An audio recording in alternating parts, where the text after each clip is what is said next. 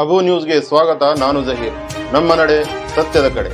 ಸಿಂದಗಿ ನಗರದ ಕೇಂದ್ರ ಬಸ್ ನಿಲ್ದಾಣದಲ್ಲಿ 5 ಗ್ಯಾರಂಟಿಗಳ ಪೈಕಿ ಶಕ್ತಿ ಯೋಜನೆಯ ಫಲಾನುಭವಿಗಳ ಸಂಖ್ಯೆ 500 ಕೋಟಿ ಗಡಿ ದಾಟಿದ ನಿಮಿತ್ತವಾಗಿ ಶಾಸಕ ಅಶೋಕ್ ಮನಗೂಳಿ ಅವರ ನೇತೃತ್ವದಲ್ಲಿ ಸಿಹಿ ವಿತರಣಾ ಕಾರ್ಯಕ್ರಮ ಹಮ್ಮಿಕೊಳ್ಳಲಾಯಿತು.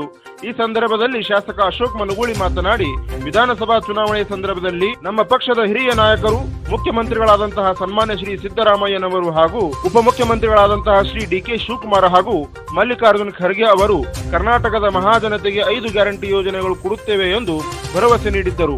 ಆ ಭರವಸೆಯ ಅನುಗುಣವಾಗಿ 5 ಗ್ಯಾರಂಟಿಗಳನ್ನು ಅತ್ಯಂತ ಪಾರದರ್ಶಕವಾಗಿ ಜಾರಿಗೆ ತರುವ ಮೂಲಕ ಕರ್ನಾಟಕದ ಮಹಾಜನತೆಯ ಮನಸ್ಸು ಗೆದ್ದಂತಹ ಸರ್ಕಾರ ಯಾವುದಾದರೂ ಇದ್ದರೆ ಈ ದೇಶದಲ್ಲಿ ಅದು ಕರ್ನಾಟಕದ ಕಾಂಗ್ರೆಸ್ ಸರ್ಕಾರ ಮಾತ್ರ ಎಂದು ಹೇಳಿದರು.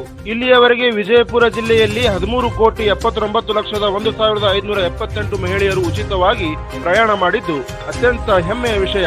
ಅದರಲ್ಲಿ ನಮ್ಮ ಸಿಂದಗಿ ಘಟಕದಲ್ಲಿ 1,34,77,765 ಮಹಿಳೆಯರು ಉಚಿತವಾಗಿ ಬಸ್ಸಿನಲ್ಲಿ ಪ್ರಯಾಣ ಮಾಡಿದ್ದಾರೆ. ಅದರ ಖರ್ಚು 51,58,000 ವೆಚ್ಚವಾಗಿದೆ.